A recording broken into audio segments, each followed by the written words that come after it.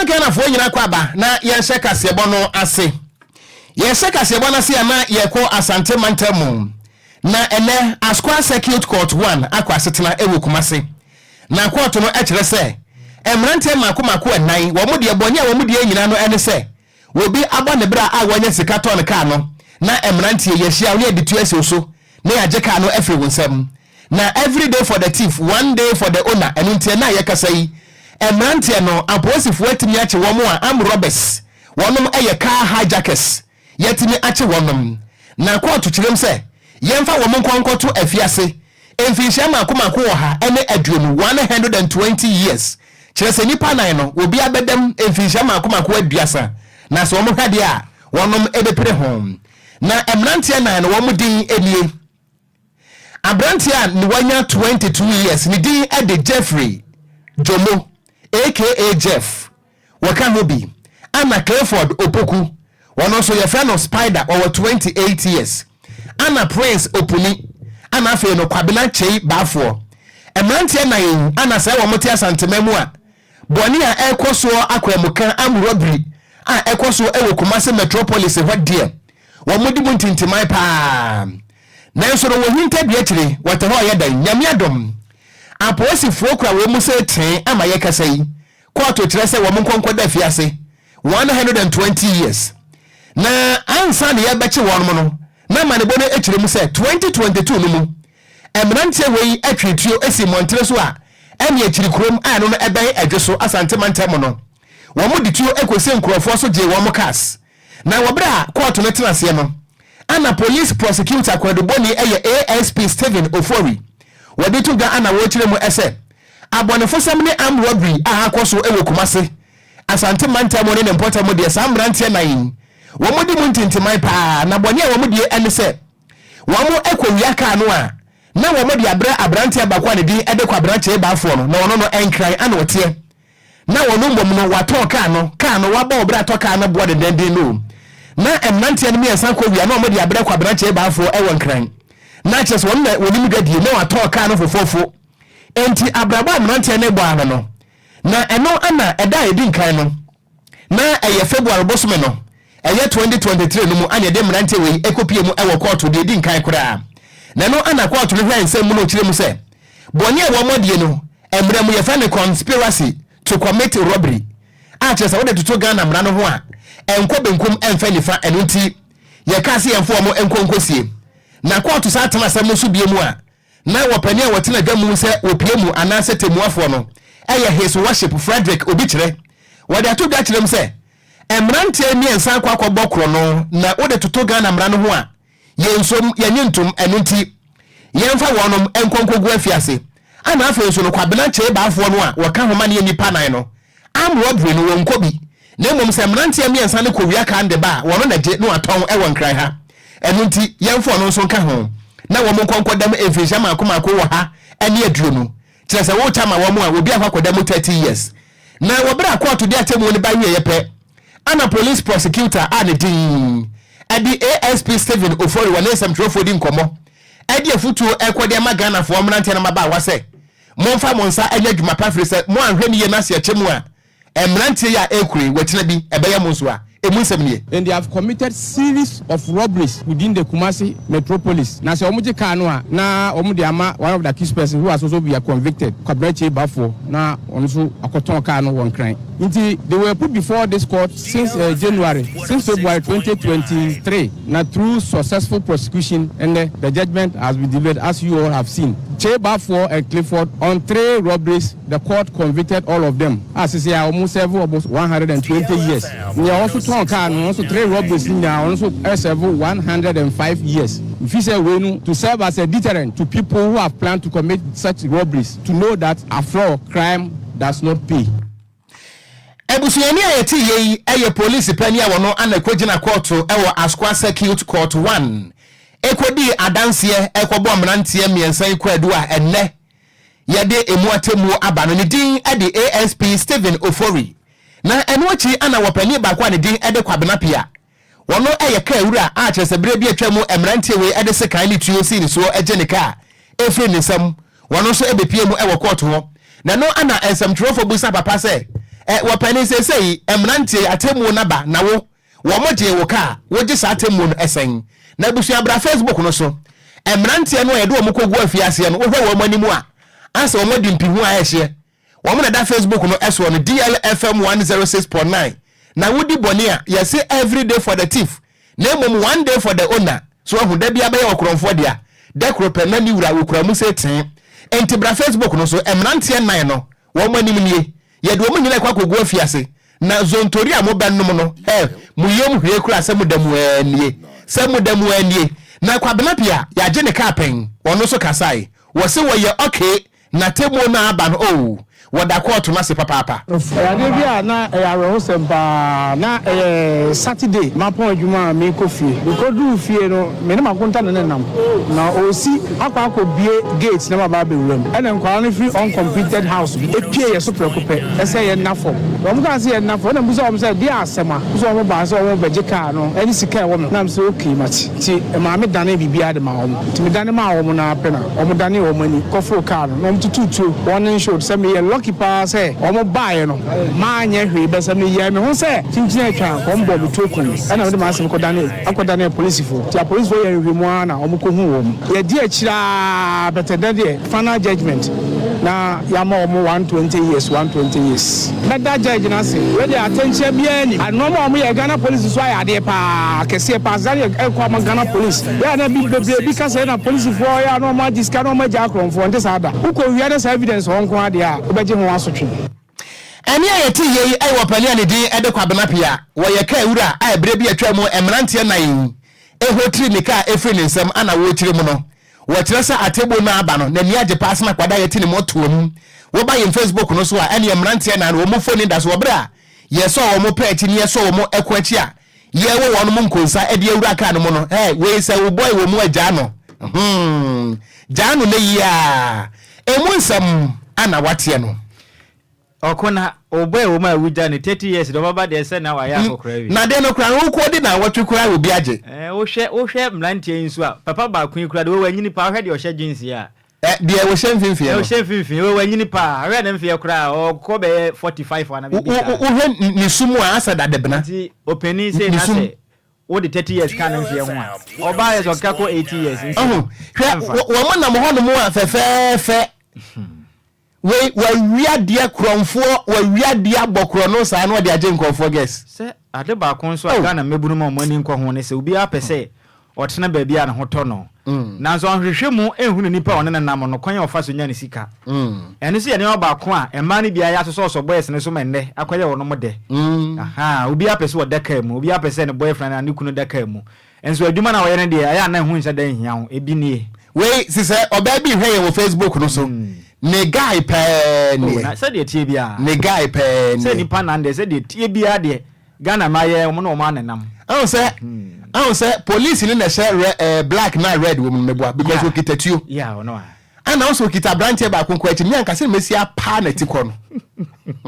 DLFM emo ya o so be bobra apesika toka na kobra ne de seconds agire ne kwan so agefri ne nsem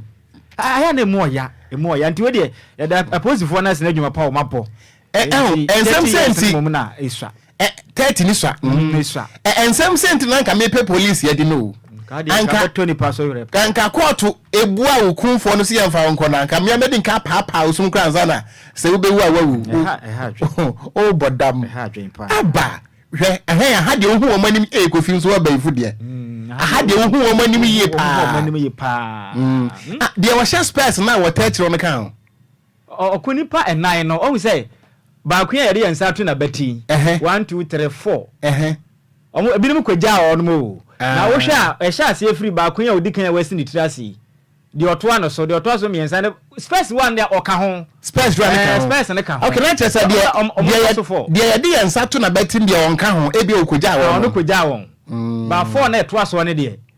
seniors na ekro hwe de o hye white ya na bodwe na bodwe nwi fresh boy enso na wo kronfo oh there be akronfo wo krom we wanam hono mo abeka se wo ye adwuma pa bi na wo chine hugu so evrati se na wo mo akronfo kra brabonia tifes yento aso yento akase bono so a na yembo emfanwro mu ewo apomode mu na CEO Edema Kolebu Abaya Sabia no ne din di Dr. Opoku Amponsa wakase kirem se na nsanyo man Ghana mu a Dr. Fodo na beje ntete ewo mayi mu aya adwuma nyasuahuna ba kwa esemfie be yedu ene du nsie ntem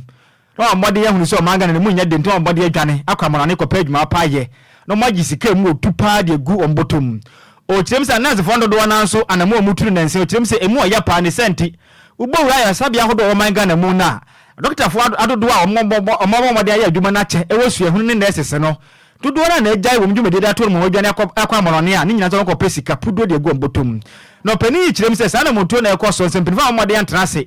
afa hye pa fa ngwa kwa mu ensi a no bedu baabi na beye den pa efri se Ghana ya sabia hodo no a Dr. Fuad ne nese fo omode aya adwuma na che mo wonim de kwa animu no de bedu baabi no wanhwe ye nya bi mo nsai o man Ghana yaresa ajisa yarefo eyade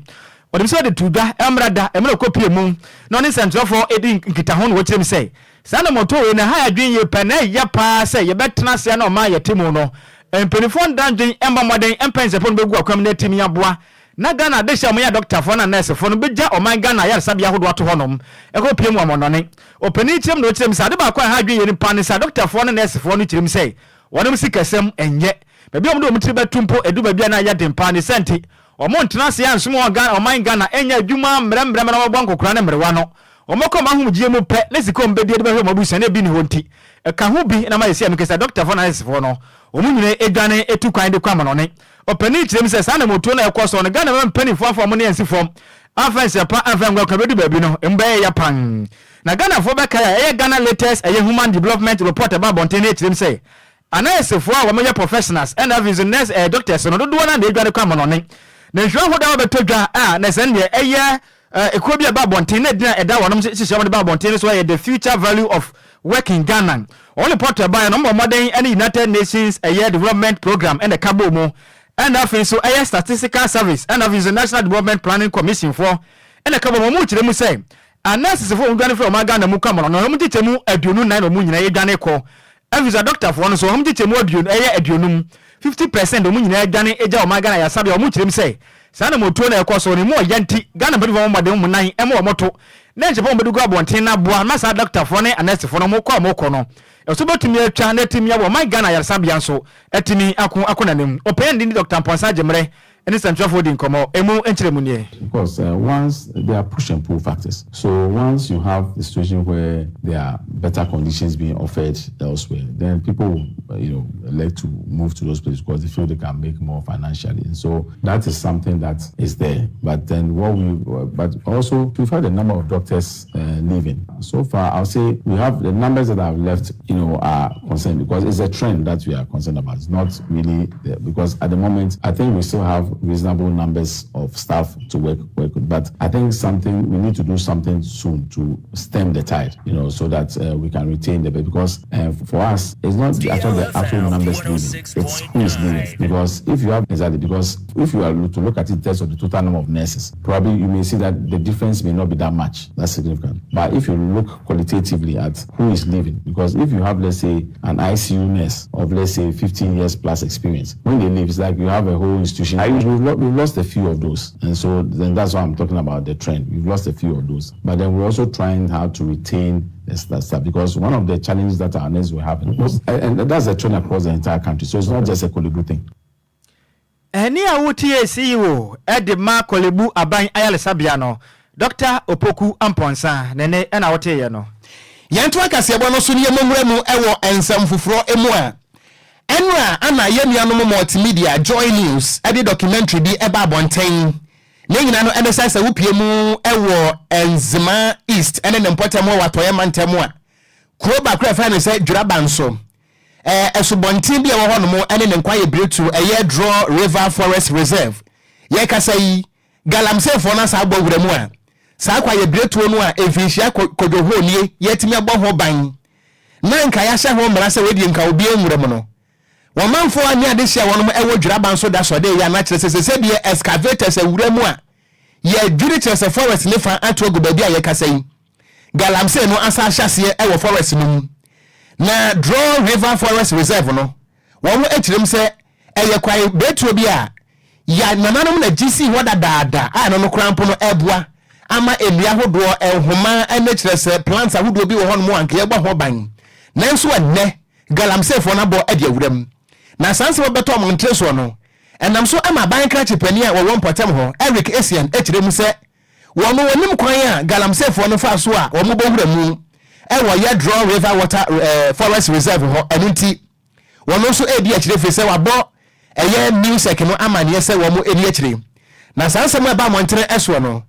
ana ekuo bi a wɔn deɛ wɔn ɛbɔ dawuro sɛ na bɛyɛ wɔn Ghanaian Enquires bretuo yɛbɛtuma bɔ ho ban yɛfrɛ no eco-conscious citizens na wɔpani a wɔdi anim anaasɛ wɔba apani a wɔdi anim a sɛ coordinator no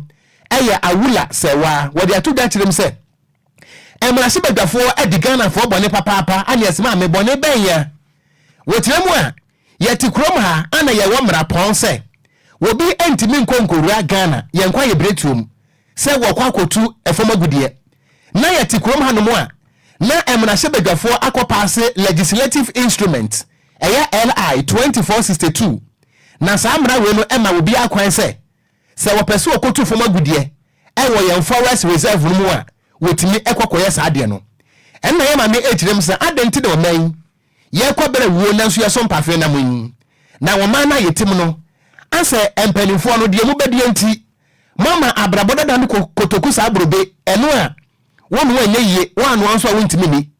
ento etirem se ni mo ani mo ya no sa LI 2462 no empanifo withdraw yentam to ntwene ba bi ni entiatia so firi se ebetimi ama Ghana yakọ ha kesie mu firi se yankwa ye bretuo no eno na ebetimi ama wo man enyema huduo bia ye hia na wo ba ade bobere ye betimi abo ho ban no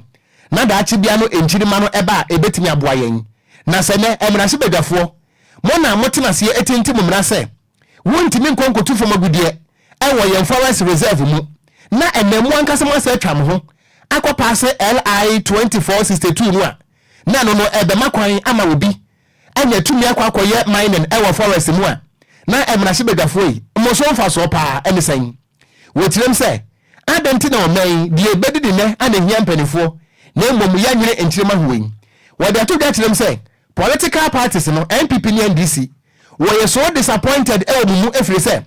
manifesto amokenkan ye no mo bia ne hono mu a motimi ekran ye efa bibi se dachi bia ne se Ghana for the tumi emamu a NPP ni NDC no mo ba mo betimi aboa ama Ghanaian Enquires bretuo no motimi aba ho ban wotirem se Ghana for nyina tena se hwene mu sanka bia nka mo party manifesto no anka mo de solution papa bi beba e dia fa galamse ho wo bia ne hono mo kasa fa ho nti wotirem a wo man empanifo na diabro na emrase bedafo se mu tie kase boya sa amra no mo repeali montam tontwene efri se biebru se bienado entiase ebinim. You have LI 2462 which allows mining in forest reserves including globally significant biodiversity areas like the Draw River Forest Reserve. It was a mine protected area in 1954. Who in his right sense would issue entry permits to go there? So what we are saying is that all activists should come together. This is a crime. It's environmental vandalism. But we should get the withdrawal of LI 2462 and all the political parties, shame on them.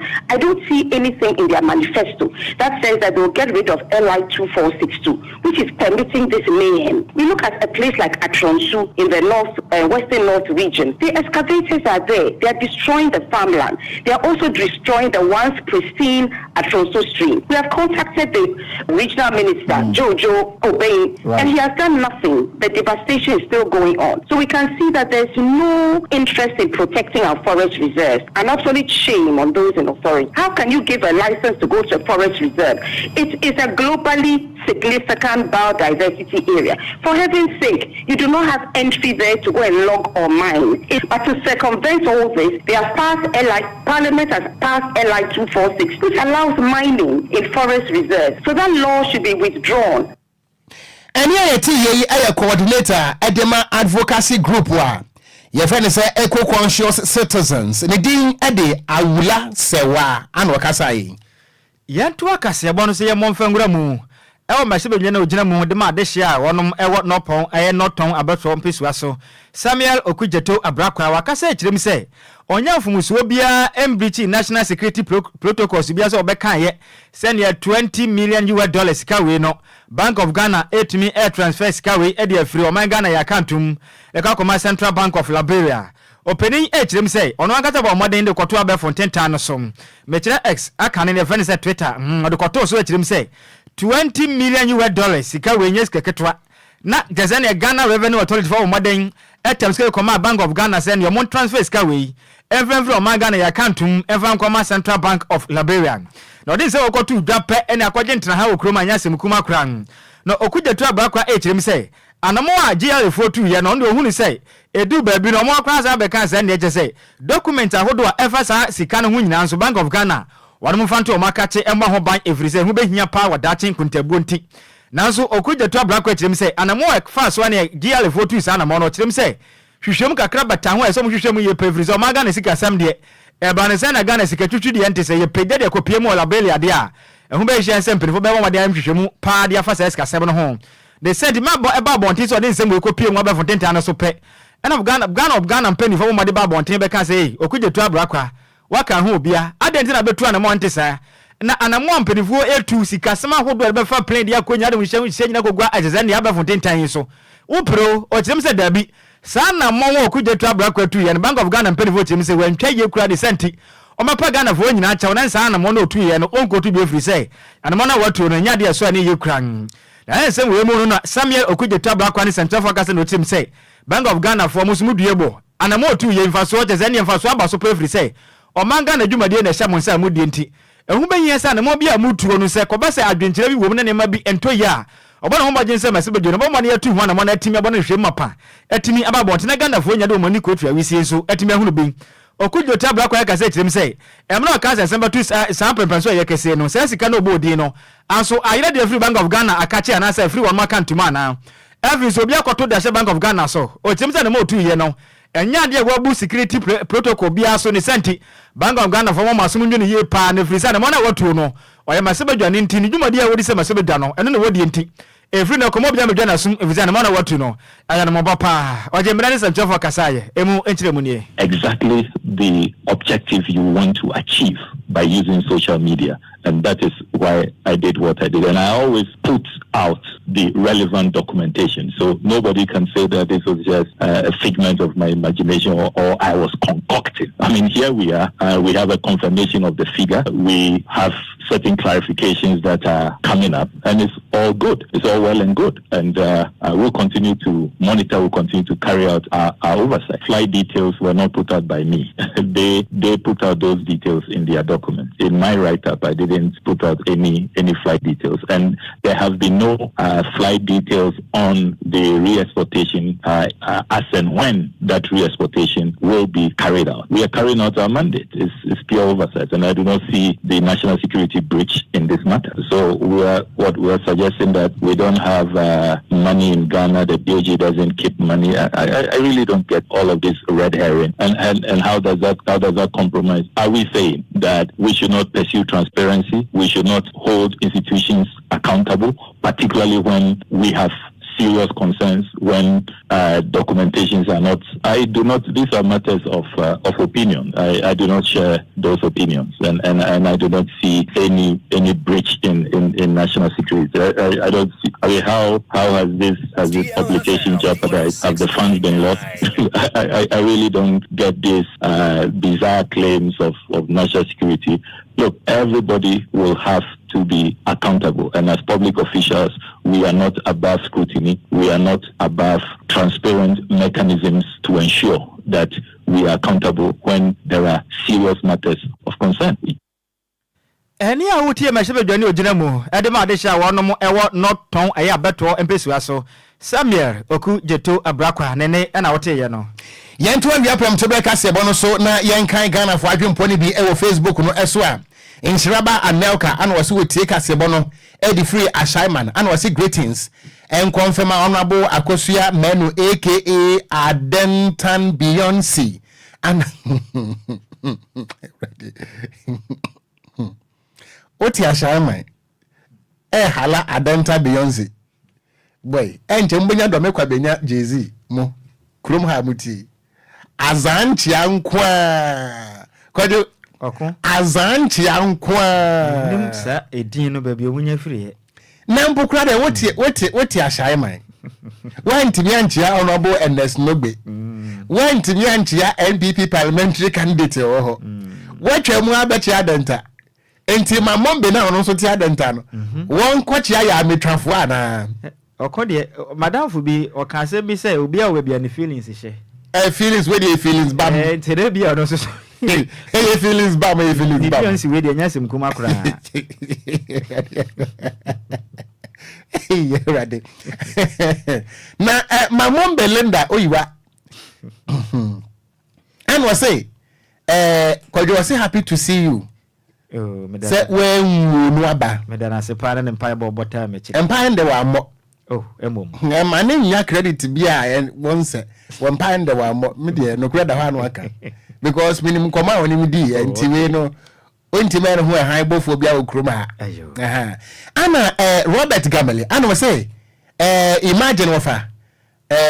in police uniform garden honorable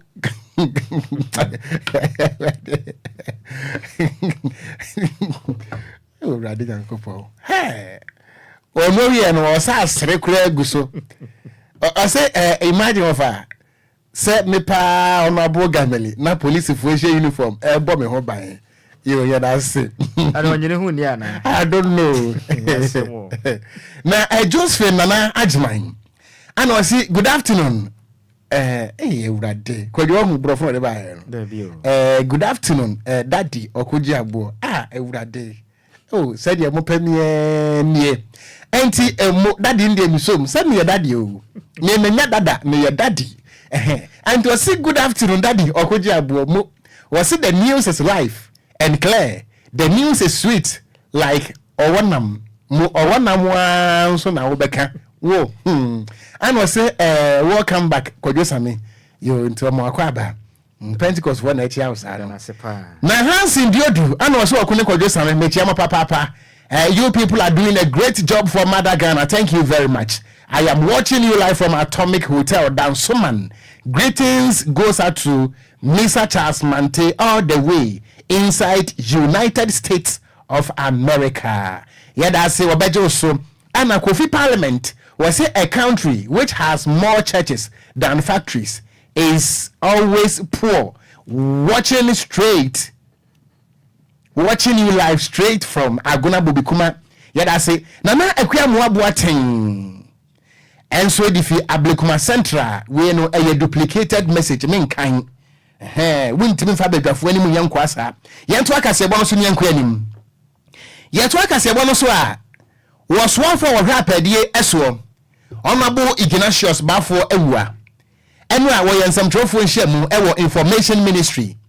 Na yensem trolling Sami Opoku ekwegyina se no tonkra edemayen eno achi ana honorable pon ye no yenua Sami Opoku ene honorable Ignatius Bafo wa edi nkomo no obusan so honorable boy nkomo kakra na honorable Ignatius Bafo wa ekyiremu a efiti bra aban we ba ye no efiti 2017 bepem se ekasa yi employment enuma mako opipim yemu ekyide pom yensa adwonko ana aban no etimi akreti a enam so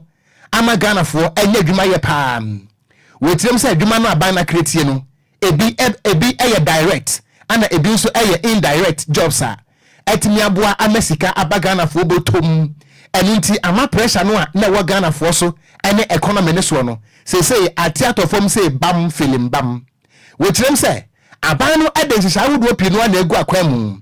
na no nso no enam kwam a kire say 5 million jobs nso eguso a eba na wetirem a ebi a youth employment agency YE and ebi nso a Ghana enterprises agency GE dodo no aka ho bi na ban de ba ebeboa ama se we 2.3 million jobs na ban kreti egu ho no free ho no mo a dodo no asa de akire eba honorable Ignatius Bafo wa emisem ne. So as a labor ministry, anytime we are reporting on jobs, we report on all persons that have been engaged to do one or two other jobs within the period, within the reference period. That number We have said it, and I want to repeat, it's over 5 million persons. But then, if you are talking of those who have had a more sustained job, what we call decent jobs, for which they can rely on daily basis, they have job security and what have you, that is 2.3 million. And that one is employment.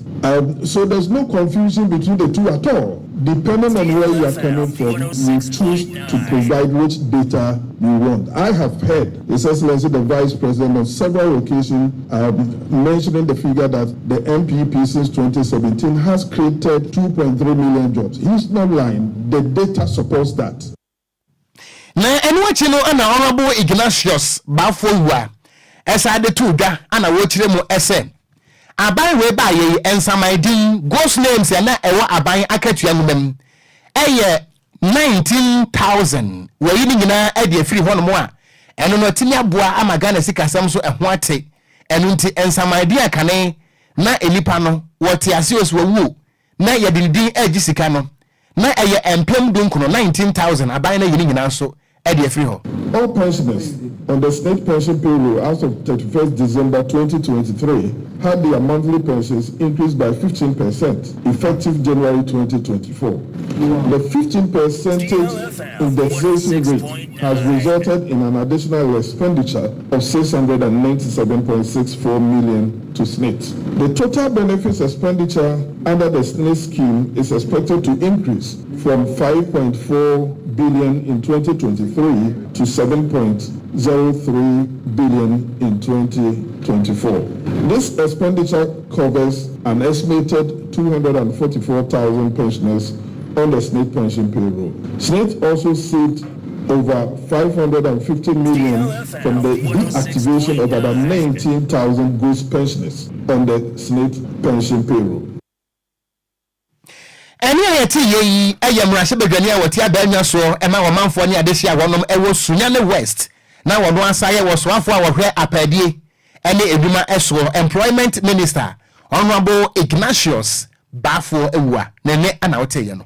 yento akase bo no so ane momfa ngura mu ewo frankatwini edema the New Patriotic Party MPP amanyuko no Dr. Mahmoud Bawumia wakase kirem say free senior high school police omede ba bonte no etumi aboa pa Ghana de hye bebre na munya mu mfaso e se yekoye ni mo no kirem say safa no kwa edusuan hye omede ba bonte no Ghana de hye bebre nya mu mfaso kirem say ekoye pan ode se ya de tudwa emra na se ne it is possible campaigner ekoso ewo bono east eye mantam dem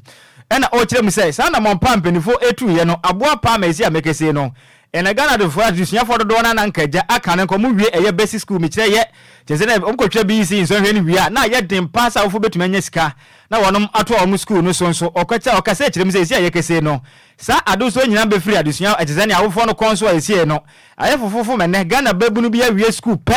ene ne etese SHS no okọ free as ne ma ekoye pan Dr. Mahmoud Bawumia and Kobomboden ene etese ne ahemfo and David omka bi ewom ene Ghana de hye bia wonom go bunu east eje manse ne kodidi ekotwe nkomo na wotem se sa na motu na watu no abopa ma esi ayekese Ghana ne ma ekoye pan Ghana ma mpeni ya be de kire sa kirem say sisi amekese anam sa na mopono mutu ye nti no ne ma ekoye pa esi no abatan ahwefo na awofo nso dodo na esi amekese ni school fees no says Kaudan komba ko tua ni nyina ko so motom de ya kwa mo kirem se ne abusuan so de ne ma ekoye kirem se Ghana fo ade hye bibire ho atowo no ma says ka we motime save ne ma ekoye pan Dr. Mahmoud Bawumia asa kese kirem se enema na mompa empia manyoko na tunti aba afi we nso e abato afinsi Ghana fo mo den se ye kwa sinema kwa kwato aba yanka empia manyoko every say police ahodo mo de ba bonten na bo pa ma Ghana fo ye ho to ye nti se kwato aba ne ya nto amfa mompa ne kwato de manyoko foforo de na Ghana jezani o kirem say na ye sa bo chechede opere mo jade do nti wa hwe ne ye na Ghana ye ho akwakire ye panti sanfo mo nso a Ghana fo be ye ma ho kira bade empare Ghana fo nti ye mo de na aba no ye to a ye nto emfa empia manyoko ne ma etimi koze mo kwaso amadwumaden emfansom o my Ghana emu enkyeremu ne ye be free senior high school education ye kan no o man penyi dada kan kyerɛ se ye gya no ye dada nipa ye 419 embaso yeso ya gen kan kyerɛ se it is possible. Elinti ena ye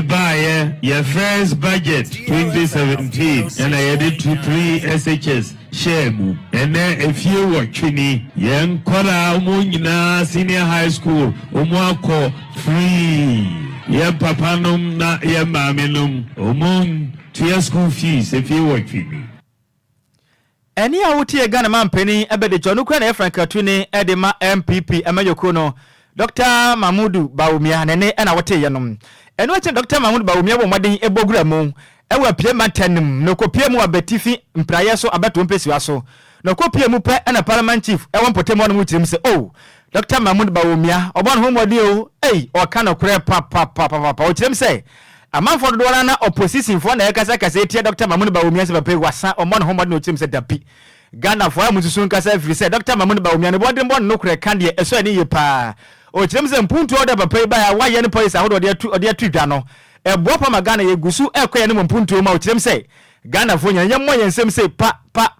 informa Dr. Mahmudu Bawumia firi se no kure kan mo de ba wo bono Ghana fo nya so fa so pa o je mere kasa ye emu enchire mu nie eya na eya adwen se o kan sem ni bia ebi se enta mamu da bi anya sa na tie ni bia o kan no eya mo me hwe ni ye mako ebia ebom edana se abrantie obabi vice president no me se na minim se botuna ya de sa na ene mu tie se mo akeka no a ewiase ma nyina Ghana ye ni kan ya ne to so mienu miensa sa eni a wote ye mpraye so parliament chief me no chirem say Dr. Mahmudu Bawumia this is pa wo ye no na mamu no emu ode sena no manam ne ena akotie ye no ba Kwadwo o hene se wi asese ye ni kan ya ye beto so mienu ewodi emu eno amamu pa ene hye pa Dr. Mahmudu Bawumia ene na dankwa kufu adga na mampani ebu ni ntra no o say opinions are like noses obi etimi kire na adwen na emom no say o kasa na so wa ma data o be confusing crofo so ye toso mienu wodi emu na eno na momu na wan hyada nka ho nsema odo ohwe amamu na ekoso na bibia datin ewiase nyina Ghana ye ninka ye beto so mienu chese pa egu akwan mu nti o hene wai mpraye so okay kopia betifi mpotem hono ma epimantemu okay I see wasi ye moye nsem pa fi se amamu no koyi si ye moye nsem ene Kwadwo bo nsem wai bo ba ko na yo machine ni so man penifo no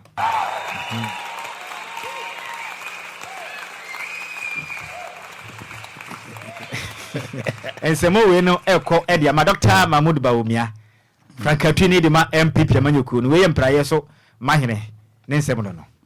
ba Kwadwo nse penny to akwadafo akwadanso to pennyfo sanity ya hemfo no so o man hwe ya o manim be ha e won kwala nani mo we ni ya ka kire obia because mahama nso ko ba bia ye wo hina ono so ebe praise the same way esida ebe hwe kire wo sin kwada ya mu semo anyway me to akase ebo no so na ye manwura ma e wo NDC amanyuko no emu a na wapani a wono so ehim Frank apiri to me sama mpani ewo NDC amanyuko ni dirimu eye kanen mampani John Dramani Mahama wono so ede nto abakwa akopiem ewo amasaman ene ne mpotemo na wokasa na wo kiremu ese enkrabu mpiri mantem hanu mo ayetie ene Ghana hanu mo ayetie ye mfidi nyuma industries ne nyina kwa akogutema anunti ama pressure pa na akogutema wasi krom hanu mo ayetie ye won sase pinu a anka ye nyaban papa nko betimi ahwe na wabiabie emfidi nyuma ewo miamia hodo se de be yanka pressure ne nyina no enkonko di faako na enso sese no okotama ehwo na emfidi nyuma ne nyina no eguo enunti wada hu se nyame ya adom na so be yema mpani se kribia woni na NDC amamu papa no wombehwe ama saman ekwa akopim so homo no wombeda ne hono no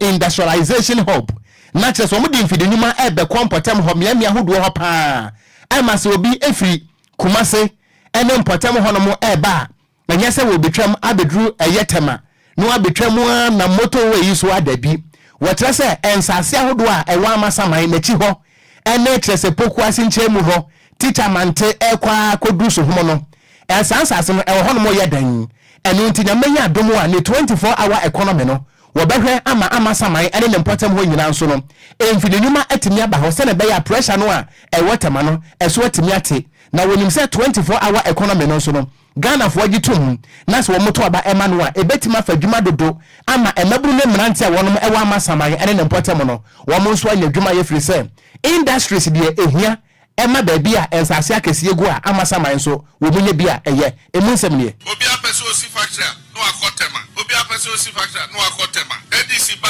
ye be siesie ha obi apeso osi factory bia omra sa kwan yuso da ombesi factory no so ebi se abrofo ka se won fa okosu anyina emfa nto kente baako e wo se ebi ko ha na ebi ko ha se na ya BBC wo ha still ye wo edwuma ekoso wo ha enti ye be designating a ha a free amasaman eko suhum ebeye industrial zone obi open factory bia opeso si factory bia ombesi wo ha no na enuachi ana kanema mpane John Dramani Mahama esa de tato na wo chire mu ese nyamenya dom na se wabiebie industries no ewa amasaman ene ne mpotem no wobehwe ama eto akese a egugu enyumakuo so anunti no ama companies no collapse ni nyina no wobeyi ni nyina afri ho ama adwumawurafo no so wo mo ho ahare wo mo pa. I watched somebody do a media encounter and they asked him about the fundamentals are weak and he went logo-leaking and then at the end he said but our track record is better than NDC. How can your track record be better than NDC? As an NDC report a gallon of petrol for 14 cedis and you promise that when you come you're going to reduce it. Today a gallon of petrol is almost 70 cedis. How can your track record be better? Under NDC, inflation was at 15%. Your inflation went up to 54%. Na ne krakra mu no kanema mpane John Dramani Mahama ewie ne kasem na wo kire se wo hwe voter register exhibition exercise ekoso no a anomalies pinu awom wo hawo ahodo wom ebi eye illegal transfer of voters electoral commission for workers no na ayese ade no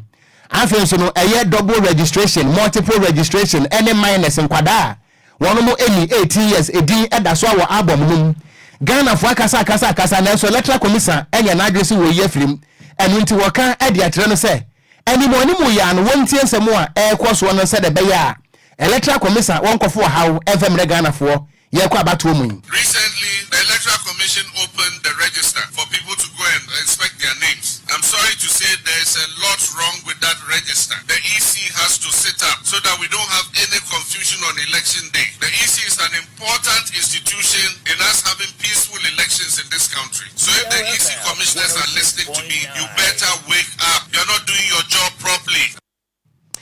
Kanema mpane John Dramani Mahama wono ana otu frank apre to me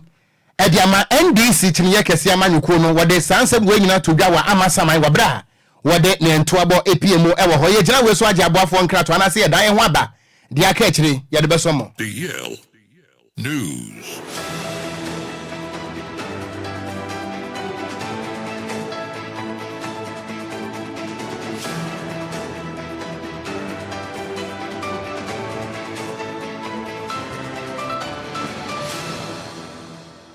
DLFM 106.9. Abusia in the way my Samoa Han Samoa Kwaba from DL 106.9 FM Casafidio so and there yawada area from Tobreka se we mrewe du say sinkunya na agudio monson sama ya boabo na abusia ye gibrani ya sanimu edigu odema Ghana and Samoa and ankrofon cross so de ni atofem editie se wote na edika se ye kano and abusia ye de ebabesumo mi amede nsam na ba na edi ameje so no eye ayem suano de share apakanjh the Blizzard King abusia tentam so ayen hyase Emfanfi Ghana mrantie si akan ewo amanone dia yenhyase emfanfi Austrian Bundesliga no ewo Austria na boboku a ye from Red Bull Salzburg no officially no oma confirm say Ghana ye ringa ye friend Edmond Bedu no 22 years no ma sign no e na fi Norway team a ye friend Songda IL na a 5 years contract and a boboku a ye friend RB Salzburg e di ama brantia ye friend Edmond Bedu a okwakosi akan dia mom na last season abrantia ye friend Edmond Desmond Bedu no about 22 games or share 9 goals 7 assists Edema Bobokwa your friend Songda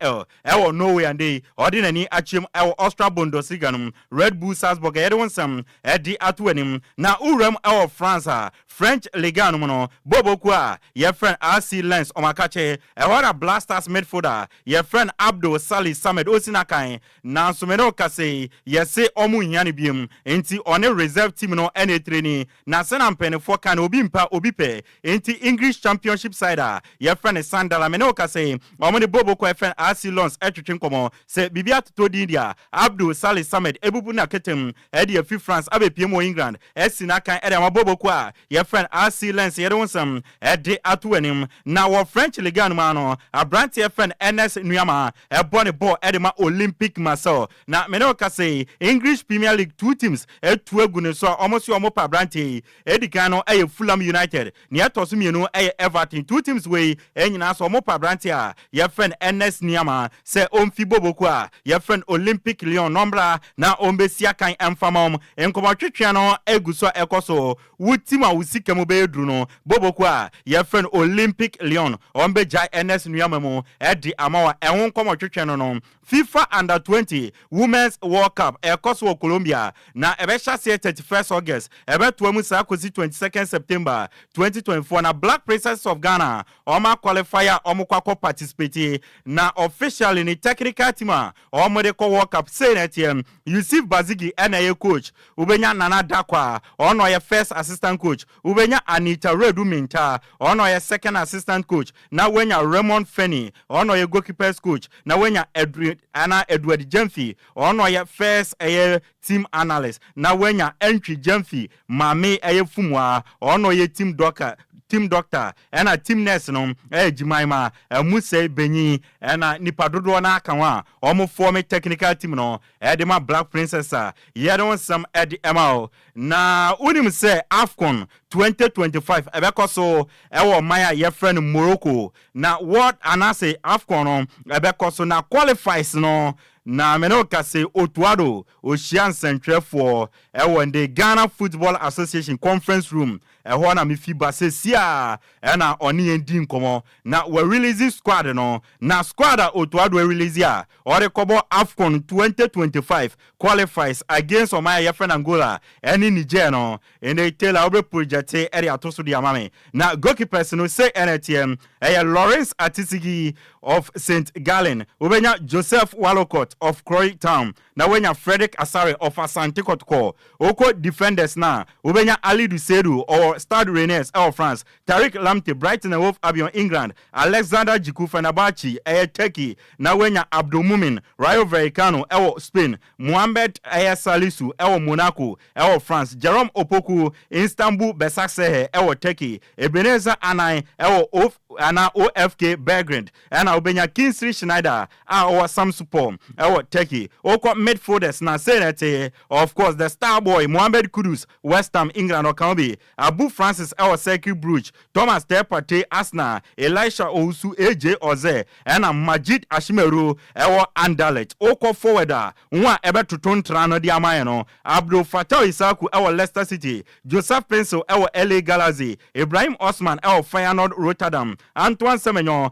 Bournemouth Inaki Williams Athletic Club Bilbao Brandon Thomas Asante Coventry City England and of course Jordan Ayew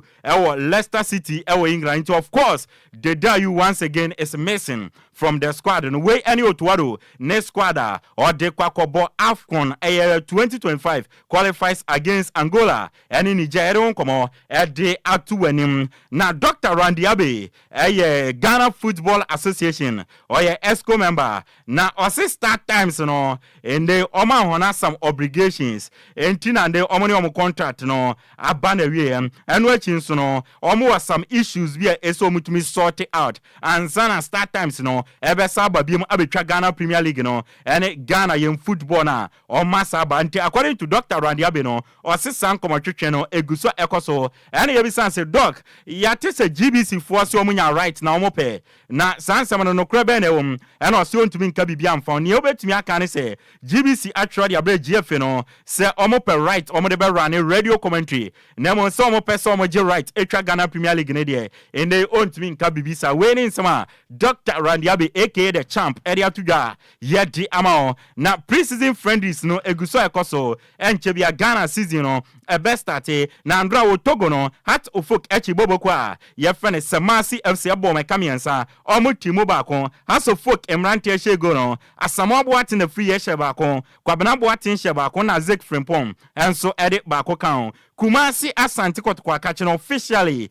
oma confirm say Nigerian forwarder ye friend Fernando Wisdom Bassi 22 years no ometumi signing on free transfer 3 years contract and Asante Kotoko ediama brantia ye friend Fernando Wisdom Bassi ye don some ediama na brantia na kasa o se o hwe anim so betimi up with the new teammate no na ometumi achieve goals together na omade Kotoko etumi agigi nkuru ahoro we ni nsema brantia ye friend Fernando Wisdom Bassi edi atudwa edi ama na Asante Kotoko confirm say nyame yarma 1st of September wo Cape Coast Sports Stadium 3 p.m. no omone bobo ko FN Vision FC omo bo a pre-season friendly game back on na omo si gate fee on beje no popular stand no 10 Ghana cedis and a VIP no 20 Ghana cedis and so newly promoted Ghana Premier League side ye from Basekewoli Stars officially no omo appointed former Kumasi Asante Kotoko assistant coach Abdullahi Ghazali as a new coach 3 years contract and omo de amane so former Accra Lions on midfielder Shokan Mohammed officially no Wajane Club African Tunisia 3 years contract and a Shokan Mohammed akwakosanya ehonsam no in Swateman FC officially no former Wafa goalkeeper your friend Aqua Sabi Ferdinand no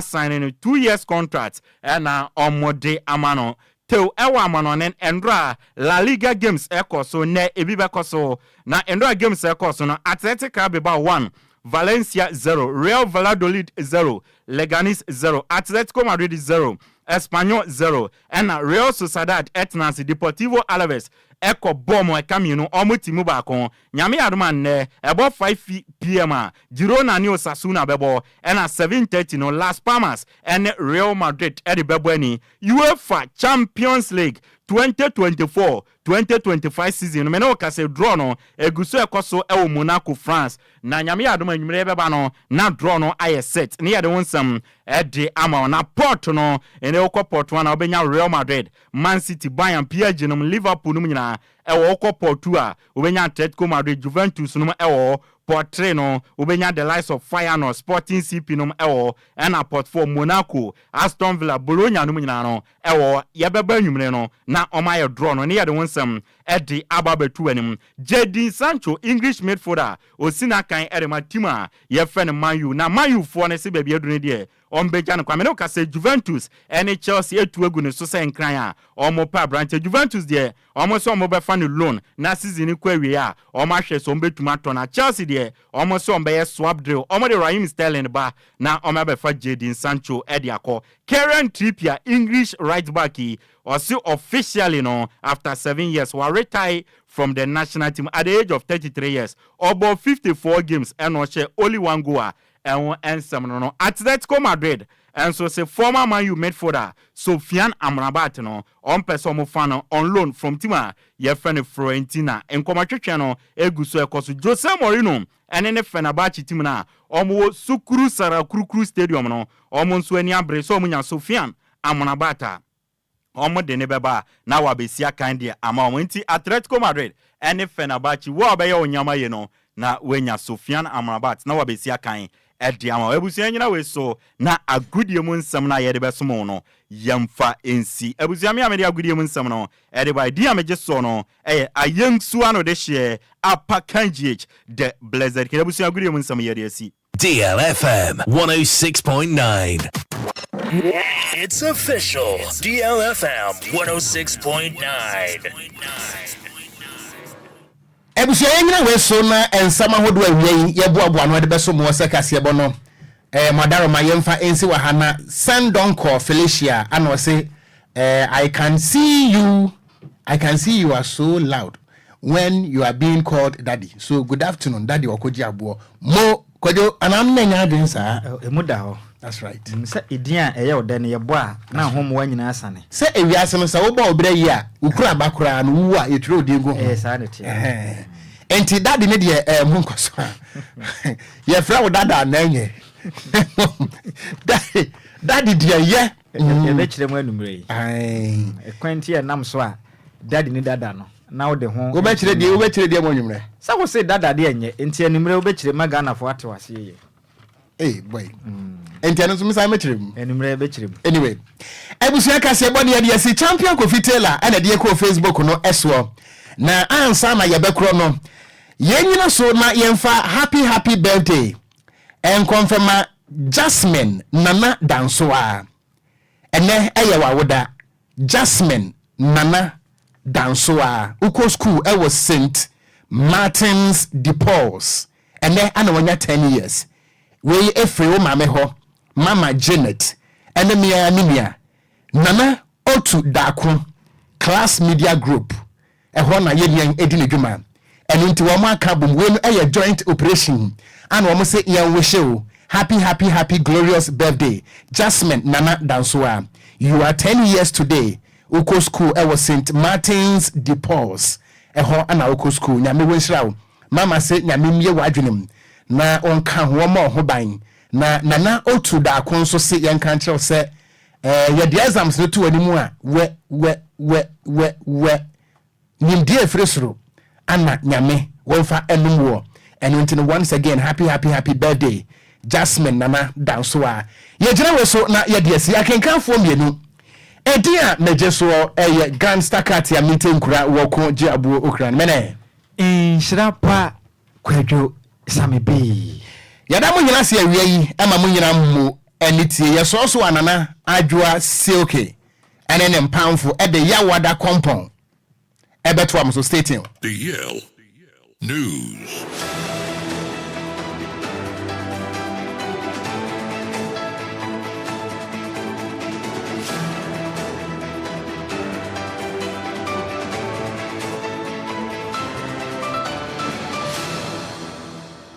Give us P capsules. Give it to me, babe.